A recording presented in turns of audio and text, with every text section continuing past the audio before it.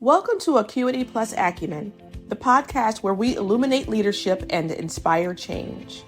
I'm Deanna Armstrong, an executive coach working with leaders in the life sciences and biotech industries to help them sharpen their leadership skills and drive real change.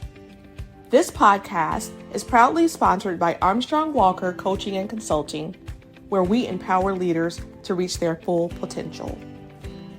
As AI continues to transform industries, the need for soft skills like self-awareness, emotional intelligence, and authentic leadership has never been greater. With CEO tenures at an all-time low, leaders today face high pressure to not only reinvent their organizations, but themselves. It's not enough to manage strategy. You need to connect authentically with your teams and lead with purpose. Each week, we'll explore actionable strategies to help you navigate this high-stakes environment with confidence. Remember to subscribe on YouTube and follow Acuity Acumen on Apple Podcasts and Spotify. Now, let's dive into today's conversation. Welcome to Acuity Acumen, the podcast where we illuminate leadership and inspire change. I'm Deanna Armstrong, an executive coach working with leaders in the life sciences and biotech industries to help them sharpen their leadership skills and drive real impact. Today, I'm excited to be talking to Matt Carlson, who serves two roles. One, he is the CEO of the DeSoto Economic Development Corporation, and then also he's the managing director for economic development for the city of DeSoto. So Matt, welcome to the Acuity Acumen podcast. I am so pleased to be here with you, Deanna. This is really exciting. Good. Well, I'm glad you're excited. And so there are a couple of things that we do. One, we talk about leadership for the first part. And then secondly, we'll go into what's going on in North Texas. And believe it or not, the small city in North Texas is doing great things when it comes to biotech. So we'll learn more about that. Appreciate you saying that. You're welcome. So let's get into it. So talk to me about who you are and how you came into these leadership roles. You know, I've been working in the economic development field for more than 25 years, and I've literally worked from Seattle to Florida and from San Diego to New York. I've worked in multiple states. I've worked in multiple counties and municipalities, either in a consulting role or as a direct employee. But I've learned a lot about people, because economic development is all about people.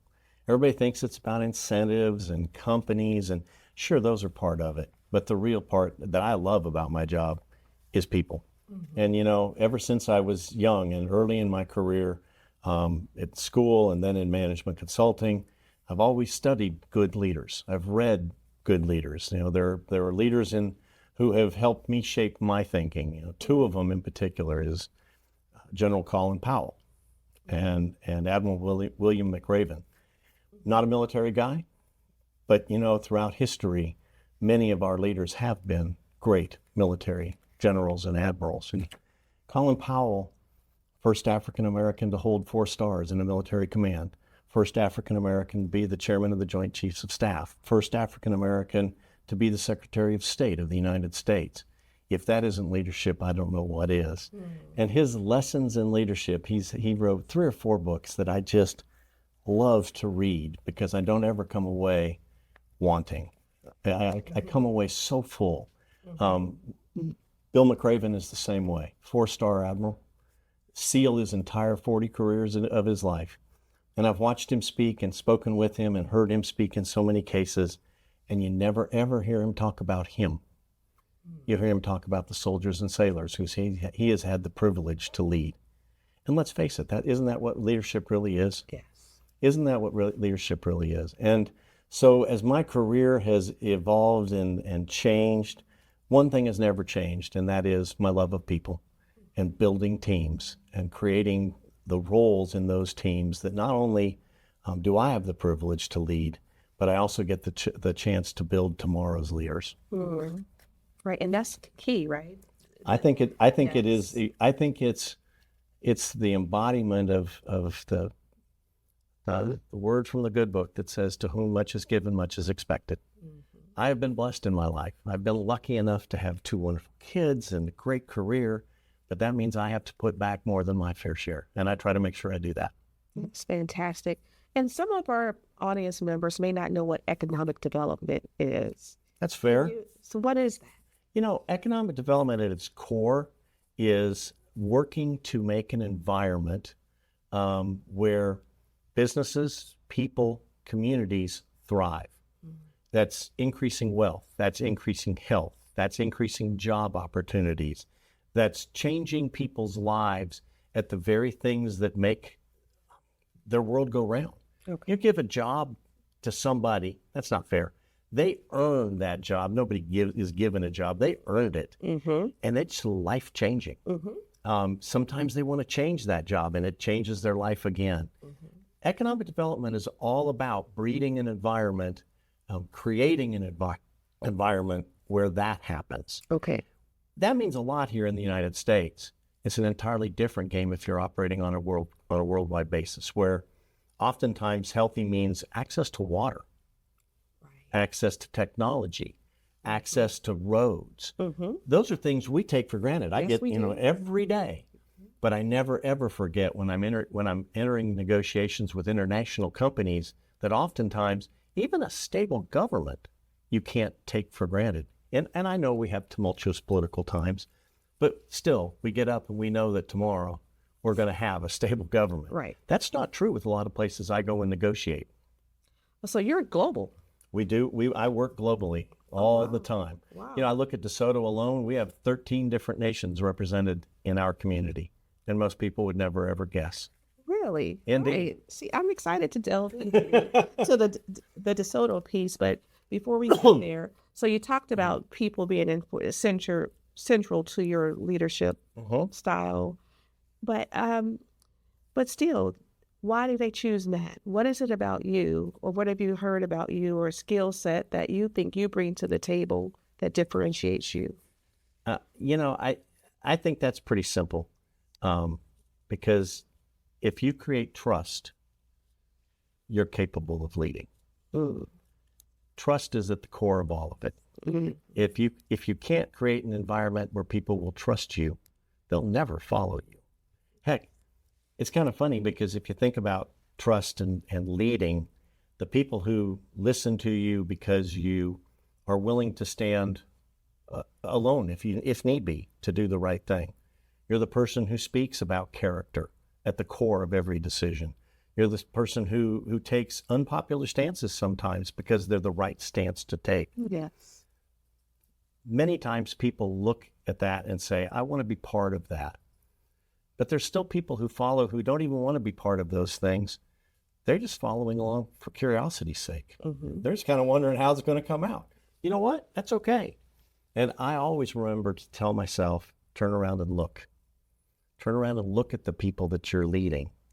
Because when you forget that that's why you're there, when you no longer serve those people, then you're on very, very thin ice. Mm-hmm. And sometimes it is the people who are just along for the ride that you kind of say, why are they there?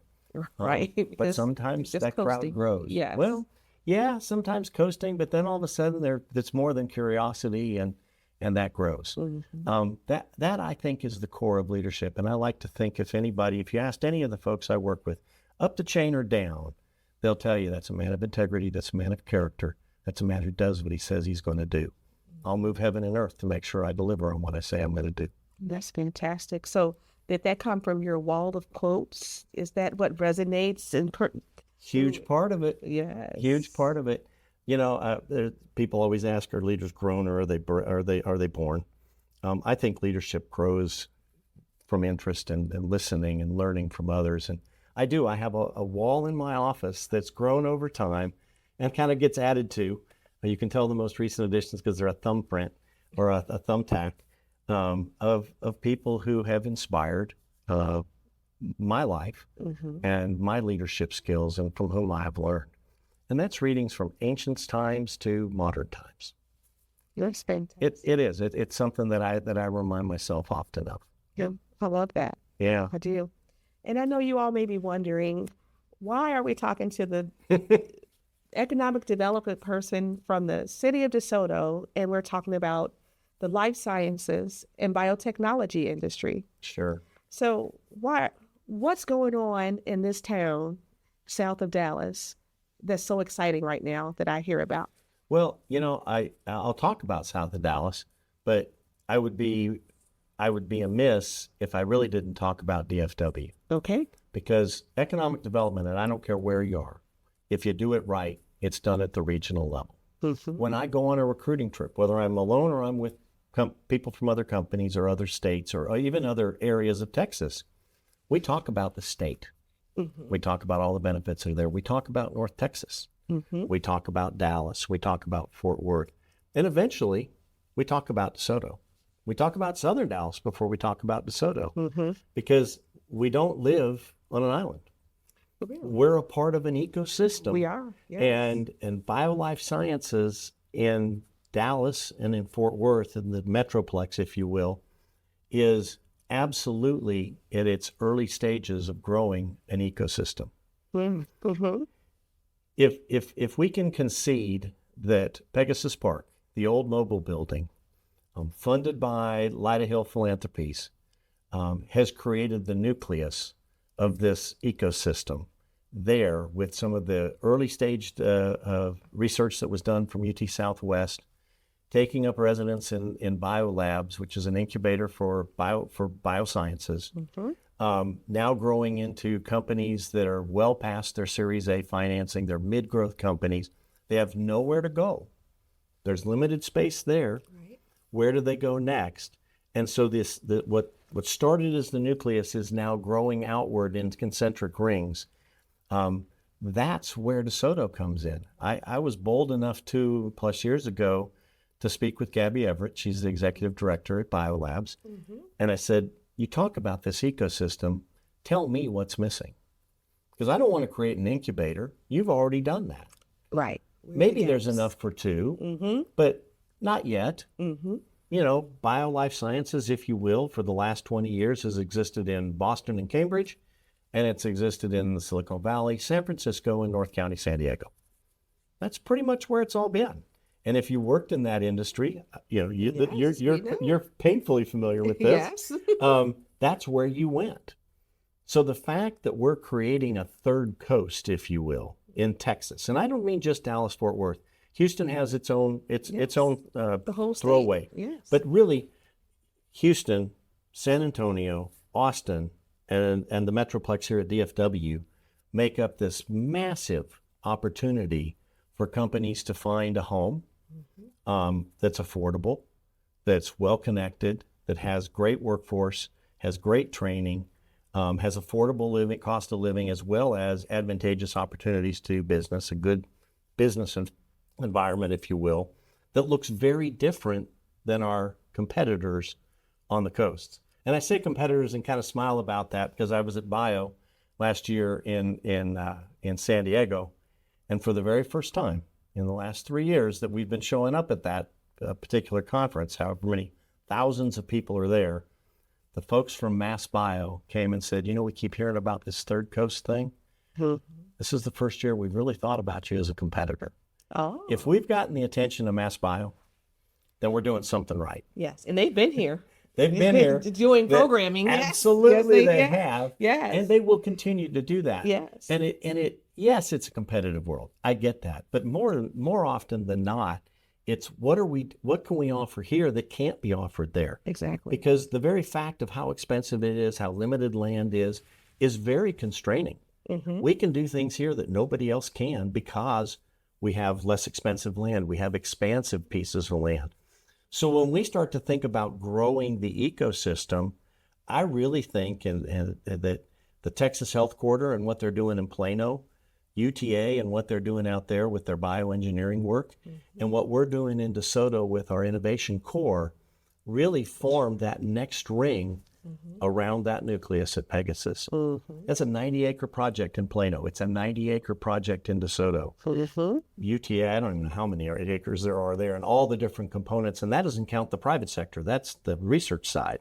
Right. Huge opportunities for research, for discovery, and for then that to grow and thrive in our community if we continue to work at that regional scale.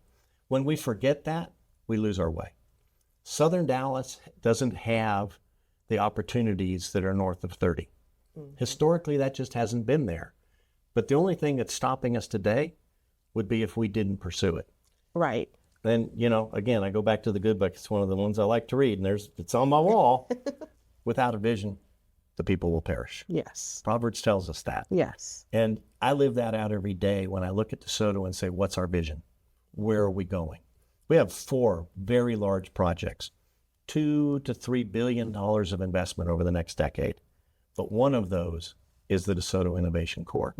That's $1.5 billion project. It's 1.5 million square feet of development to happen over the next decade. It's roads, it's jobs, it's schools, it's all of those. One component of that campus envisions a extension campus from pick your poison, Baylor, UT Southwest, A&M. Okay. But an extension campus where the research is being done right there. And if you look at the investment that was made with ARPA-H last year, the commitment that was made from ARPA-H, 3 legs to that stool: policy, finance, and customer service. Policy, of course, is in Washington. Finance is, of course, in Boston. Customer service is right here in Dallas. And if you pair that with the FDA's insistence that clinical trials look different going forward. Traditionally clinical trials have been in places like Minnesota at the Mayo Clinic, at the Cleveland Clinic in Ohio, principally white, largely driven by their research. The FDA has said going forward, and this is really a lot of it driven by pandemic, but some of it just an awakening, if you will. Right. 1/3, 1/3, 1/3. Black communities, brown communities, and white communities. We're going to study medicines differently. We're no longer going to have these gaps in our research that don't allow us to have equitable delivery of healthcare. Right. We want to be at the center of that. And I don't just mean for DFW, and I don't just mean for the United States. The people who are on our board lecture around the world and are talking about DeSoto. When you say we're international, yes, we are. And more so coming.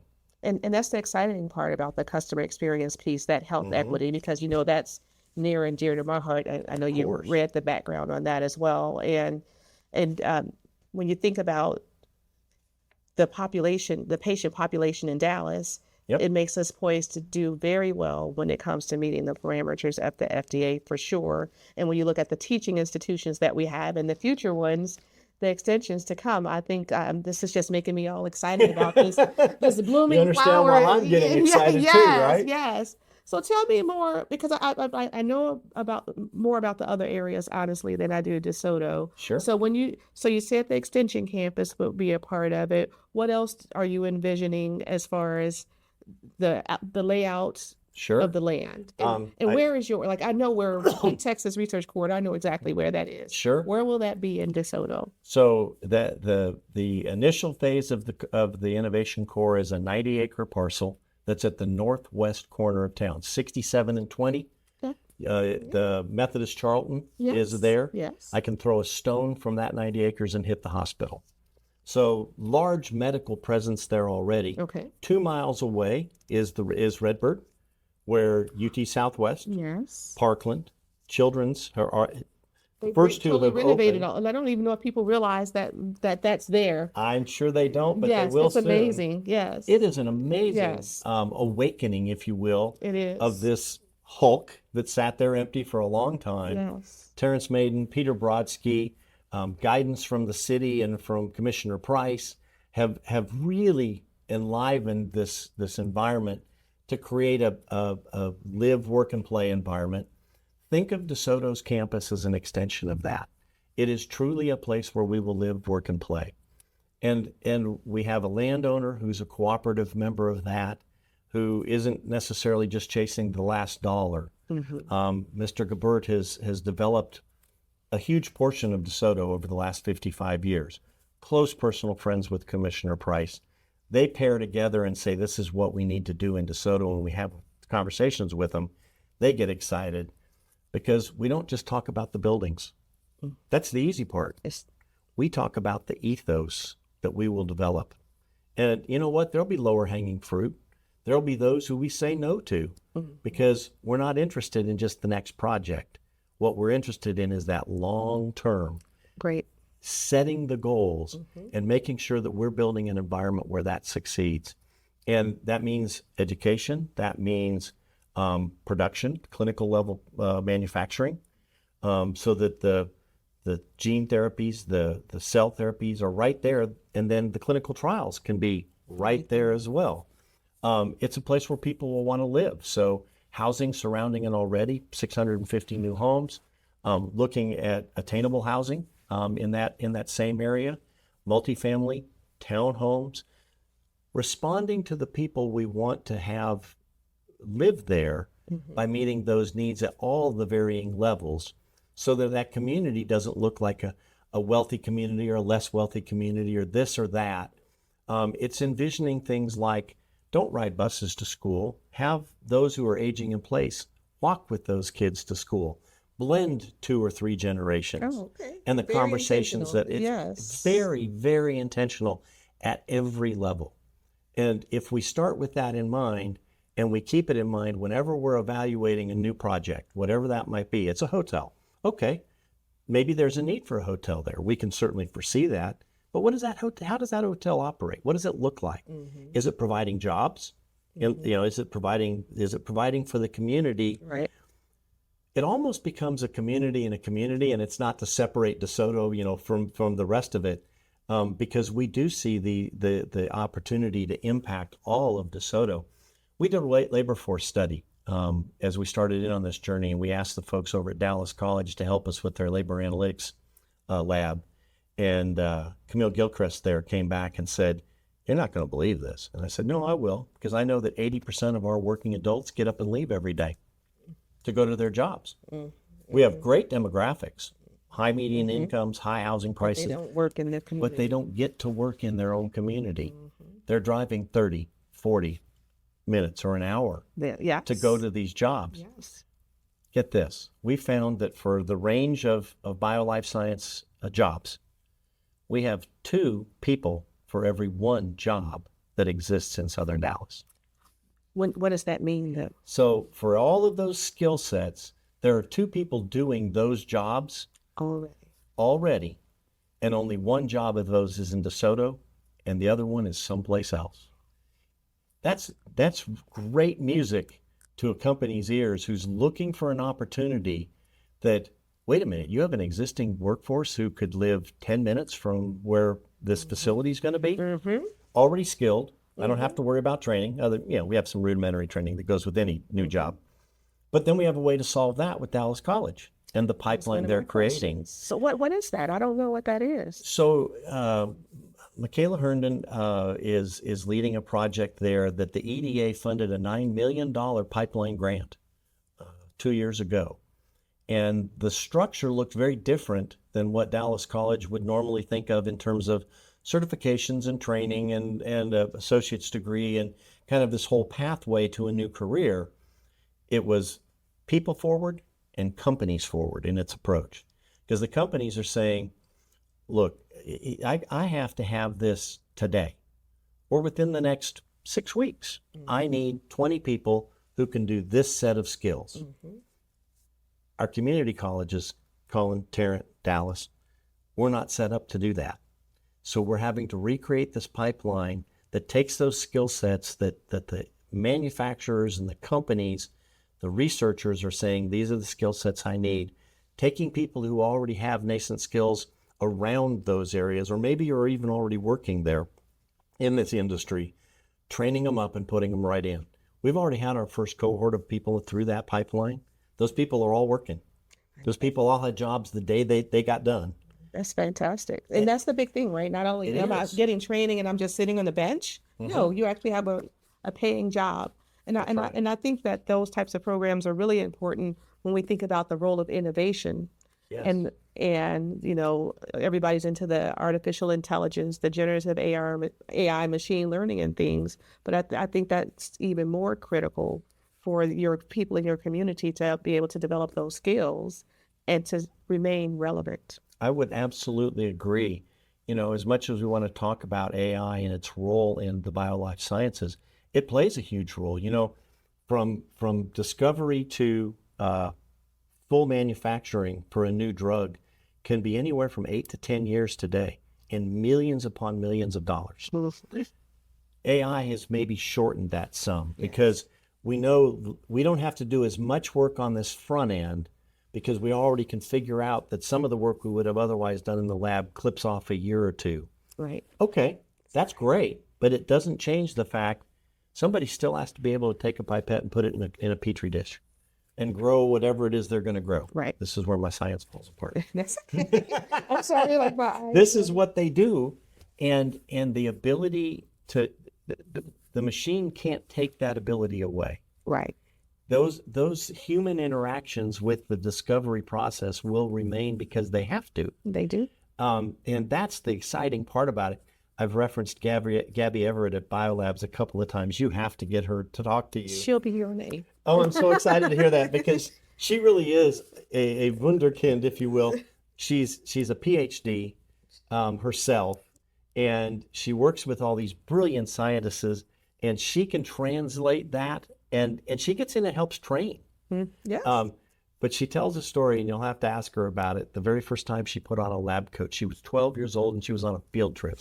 She goes, Matt, I knew I was cooked from that day forward. I knew exactly what I wanted to do, what I was going to be, and here she is doing it. Yes. But here's the interesting part about Gabby. You talk about why DeSoto. She works at that nucleus we talked about. DeSoto sits 15 miles from that nucleus. So we're closer than Plano or Arlington to the nucleus that we're talking about.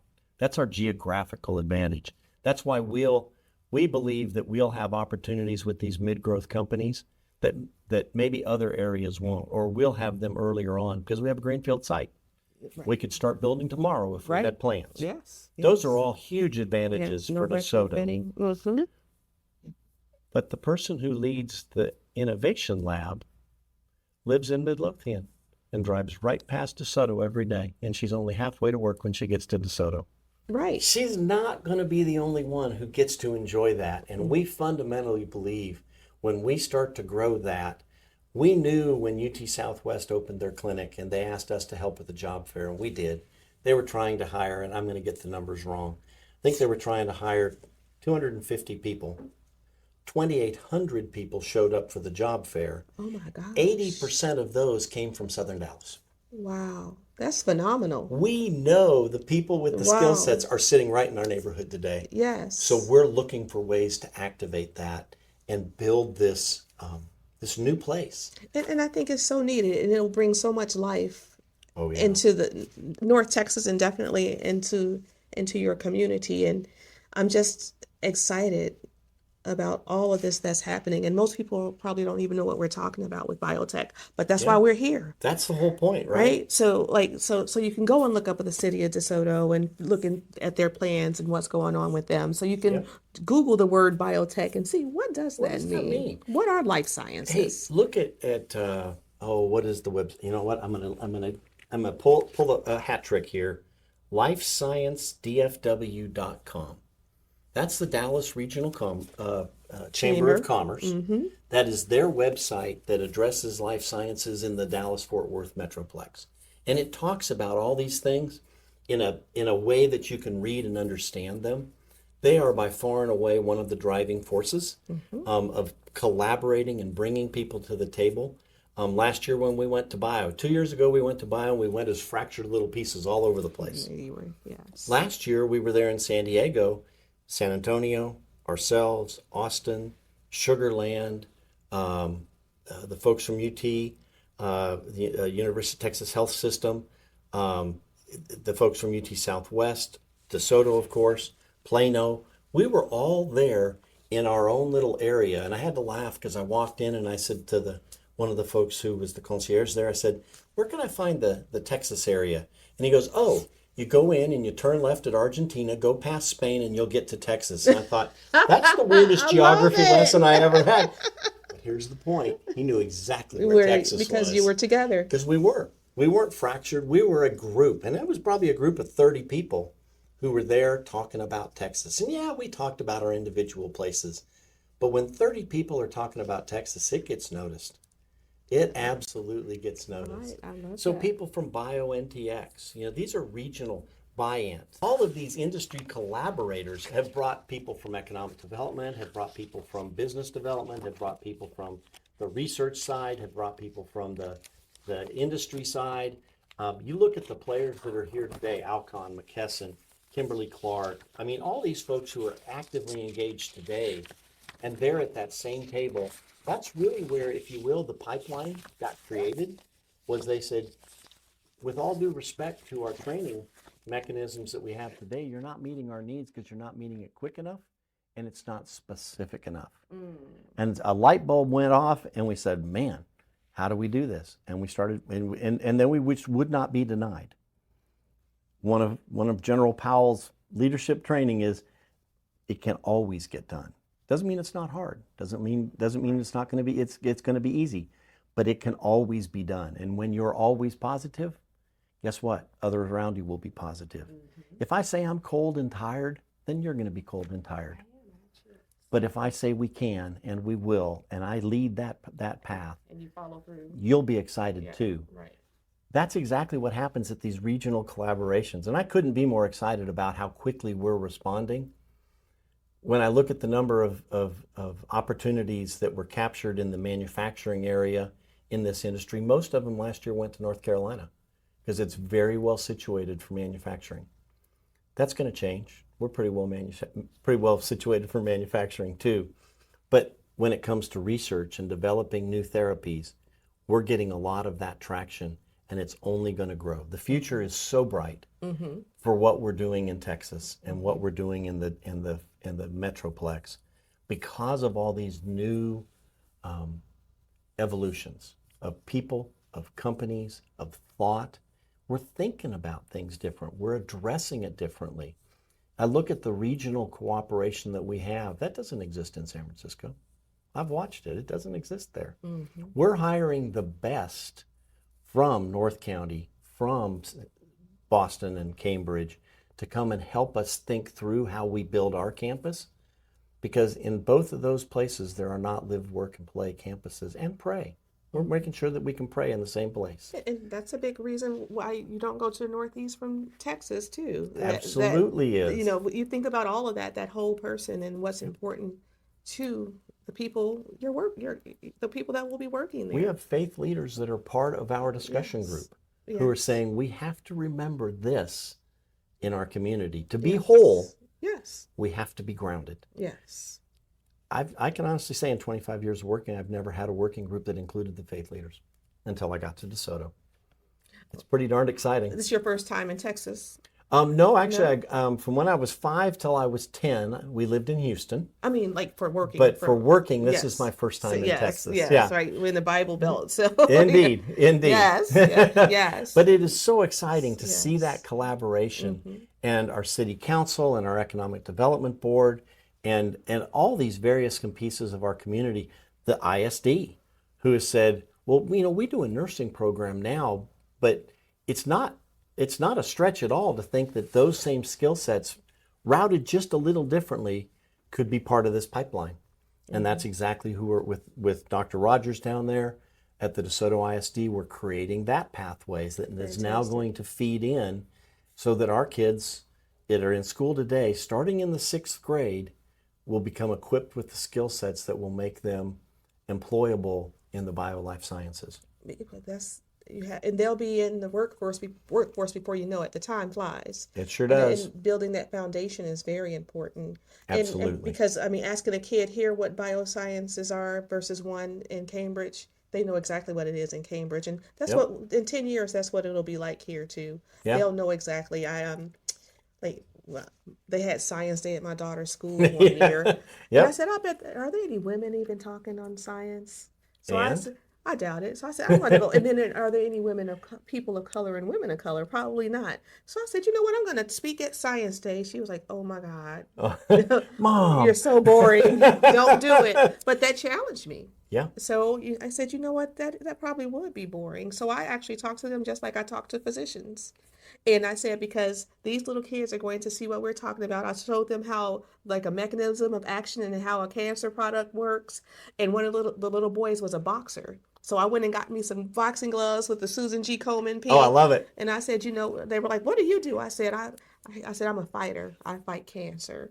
And they loved it. Cancer. And just they were in probably the second grade. Oh. And having them open up some pills from some oncolytics. They couldn't open it up. I said, "Don't worry, we couldn't either. We had that was a faux pas on our manufacturing piece." So they learned about how to be thoughtful about if you're going to create something that people need to get access to the medicine physically. They need to be able to open it. Yeah. So little things like that. I think that it's important to start even as younger than sixth grade, because they didn't know what that mechanism of action video was. But later that day, people were like, "We enjoyed your presentation, Skylar's mom." We did, because they remembered that. But I'm sure it was because the boy was like, "Oh my gosh, I'm a boxer." Like, I know. That's right.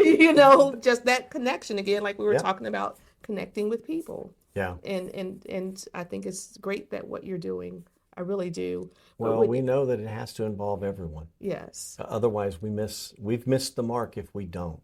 Yes. And to see the light go on in one of our students' eyes, it doesn't matter what industry it is. Last year, we stood up a esports club at the high school. We built out the lab with the Development Corporation, because we look at it as workworce development. It's tomorrow's workforce development. Oh, that's been I understand that yes. everybody goes, "Oh, you're just encouraging gaming," and it is what it is, though. Dr. Rogers was the one it's who a multi-billion said, dollar, $1 trillion "We're business. playing to pay, not playing to play." Yes. And I said, I "You know love what? that. That's Yes. exactly it."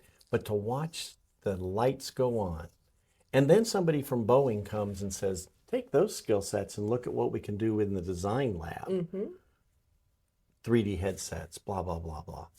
And all of a sudden, you've got future engineers who are hooked because the guy came and showed them what they could do with what they already know. And it's real clear. I think about it as Gabby with her white coat. Well, you put a headset on somebody at that age, and yeah, they're hooked. Yeah, absolutely. They're hooked. And it's something that they relate to. They just learn differently. And especially with the pandemic, we had gone to a traditional school where we actually didn't go to online school except for that first March through May. Yep. And after that, they were in school face to face. But I've noticed the difference of the kids that had to do online learning. Mm-hmm. Their computer skills are top notch. Yeah. So these are the people that are coming into the workforce. So I think they already know it. They do PowerPoint presentations at 5. So. Yeah, that kind of amuses me. So I have two interns in my office almost all the time. I'm a firm believer in introducing people to what we do and opportunities, whether they end up in economic. Frankly, if somebody comes and says they want to be an economic developer, I usually send them for professional help. But no, that's what keeps our economies growing. No, in our neighborhoods. But it's the critical. skill sets that I see coming through that door, when Joel was there, and Winter, and now Soli, and these young men and women that are coming in, and our intern over the summer, we had a new city manager, and he said, "I need an introduction video," and this guy sat down with a bunch of kind of crazy footage, pieced it all together, and he had a 30-second video in about 3 days. Yes. That was fantastic. And I thought, I could have spent 3 months and not gotten there. Done. And it's important when you talk about diversity, the cognitive diversity, and then the ethnic as well as the age. You have to have it all mixed and mingled together, because you'll have blinders on. That's it. So speaking of blinders, do you think there are any blind spots, or how do you feel about your plan, what you're doing, and the success of it? Like any blind spots that you may be overlooking? And that's a great question. It really is, because I'm guilty of being the eternal optimist. I am the one who always speaks it into existence. When we started this path down these big 4 projects 2 years ago, I've only been in DeSoto 3 years. I came from the Denver region 3 years ago, almost to the month. And this vision didn't exist in DeSoto. And so we started talking to all these people about the things that could exist. And we've built this vision that people are now adopting, speaking it themselves. It's fun to go to meetings and hear somebody talk about, have you seen that Big Four project? And I'm like, that's pretty cool. That's what it's called, the Big Four? We call them the Big Four. Okay. There are a number of other smaller opportunities, but the Big Four, the life science campus, our new downtown. DeSoto doesn't have a downtown, never did. So we're cutting one out of whole cloth. We took a mile of the busiest road in DeSoto, and we're redeveloping that to be our downtown, the place where people will come. It's the lower Greenville of DeSoto. Okay. It's the uptown of DeSoto. The main street. It's the main street. We're going to make that an entertainment district. If you think about the Toyota Music Factory that we're sitting 2 miles from, but imagine DeSoto Live with an indoor-outdoor performing center. Mm-hmm. What's on 26 acres at Toyota Music Factory has 95 acres in DeSoto. What more can we be that isn't already here? And a creek that runs through it, so the water feature and all of those things. We know that people will come and stay the weekend from Waco and from Dallas and from other areas, from Wichita Falls and others, to spend and come and see those concerts, to stay there and be part of that. And then the last piece of that is our new, we call it the ARC, the Aquatic and Recreation Center. $52 million public works project, Olympic swimming pool that for big enough for Olympic training. We can create a D1 training facility there. Think about the Star in Southern Dallas. Mm-hmm. Think about a Nike training center in DeSoto. You hear that, folks? I think I'm moving to DeSoto. First time, here you go. But there it is, with Yes. this wonderful new facility that's public funded, putting the private sector around that. Those are our Big Four projects. And in 5 years, 3 of those 5 will be there, or 3 of those 4 will be there. Mm-hmm. We're excited about, or some remnants, or some pieces of them will be there. So is this similar to the kind of work that you did in Douglasville or Douglasville was kind of just an expansion out of Atlanta, if you will. Okay. Atlanta was growing and growing fast. And one of those places was out towards Douglas County and South Fulton County, and capturing sort of that growth and building that. It's much more industrial focused than it was more broad spread against all of the industry assets. Okay. Denver was certainly that, where I worked with the town of Parker. Okay. We had all of those pieces, and we were focused on growing some of our industrial areas. So we did that. We were focused on growing our retail, similar to what we're doing in DeSoto. DeSoto looks a lot like Parker did. Very different demographics, very different kind of in its approach, certainly. But still sort of that same size, that same distance from the city core. A lot of the same dynamics were there as well. It's really just adapting to the assets that you have, understanding the assets, studying them closely, and then how do we best deploy those assets so that we get the biggest bang for our buck. And that has been so much fun. But I talk about it like I'm doing it. My team, not just in economic development, but across the city together, our development services folks, our Parks and Rec. Our Parks and Rec are fabulous. And really the jewel in DeSoto is the trail system. And nobody even knows that. You have like a national park or something, right? Cedar Hill has the state park. Okay, Cedar Hill State Park is on the border with us. Okay. Joe Pool Lake. Yes. But our trail system runs from where our new campus will be. It's part of the trail system now. Perfect. Mr. Gebert built out a lake, and the trail runs through that historic cemetery.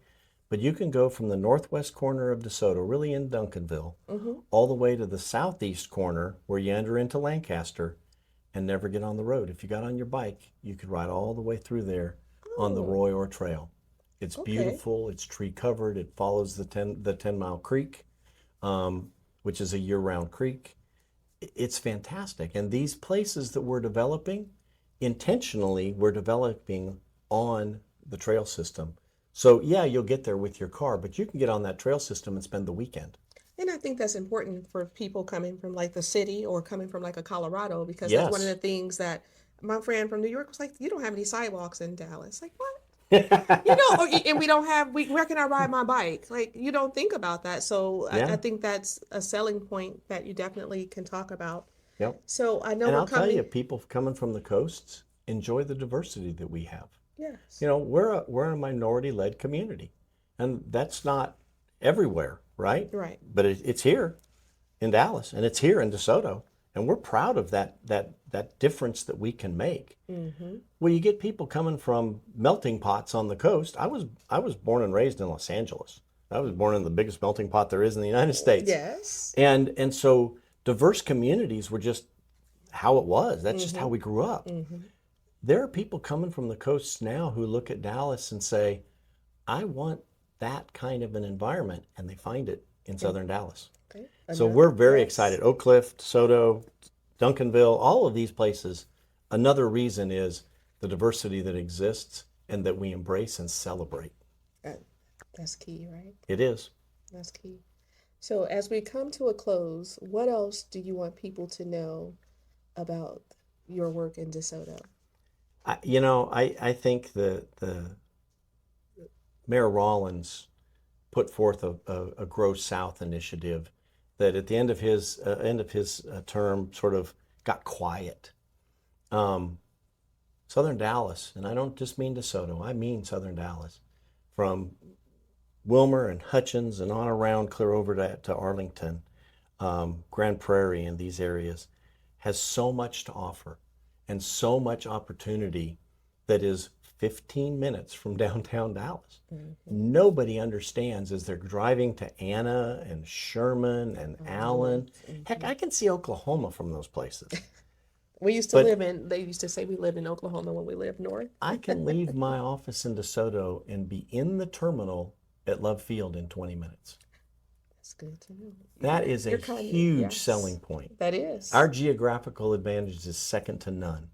And I think Dallas is waking up, and I know people coming to Dallas are waking up and saying, why wouldn't I live there? If I have to work downtown, it's a counter commute, it's quick, it's easy. Why wouldn't I? And I've got 4 or 5 options to get downtown. If I-35 happens to be all jammed up like it sometimes gets, yes. I can take Hampton in, I can take 45. I can get there a dozen different ways. Mm-hmm. People are waking up to that. They really are. Awesome. And Matt, in 3 to 5 years, when we're looking back on the progress that we've done in North Texas when it comes to the life sciences and biotech industries, what would you like your legacy to be when it comes to being one of the key leaders that's a part of this movement? Wow. I haven't really given that much thought. I guess what I hope is that people will look and say, Southern Dallas always had that in them. Mm-hmm. Then we realized it. And if that happens on my watch, I'd be happy for that to be my legacy. Awesome. Indeed. Yeah. Thank you so much for your time today. I am so pleased to have been with you. Thank you very much. You're welcome. And thank you for joining us on the Acuity Plus Acumen podcast. I hope you found today's episode filled with insights that inspire change and drive your leadership forward. And remember to subscribe to our YouTube channel and follow us on Apple Podcasts and Spotify. Take care. Thanks for joining us on Acuity Plus Acumen. I hope you found today's episode filled with insights that inspire change and drive your leadership forward. In a rapidly evolving industry, your role as a leader is crucial. If you enjoyed this episode, remember to subscribe to our YouTube channel and follow us on Apple Podcasts and Spotify to catch our upcoming discussions. This podcast is proudly sponsored by Armstrong Walker Coaching and Consulting. Are you ready to elevate your impact? Reach out for personalized coaching or to explore Acuity Plus Acumen Leadership Institute. Together, we can illuminate leadership and inspire change. Keep leading boldly and making an impact. Until next time.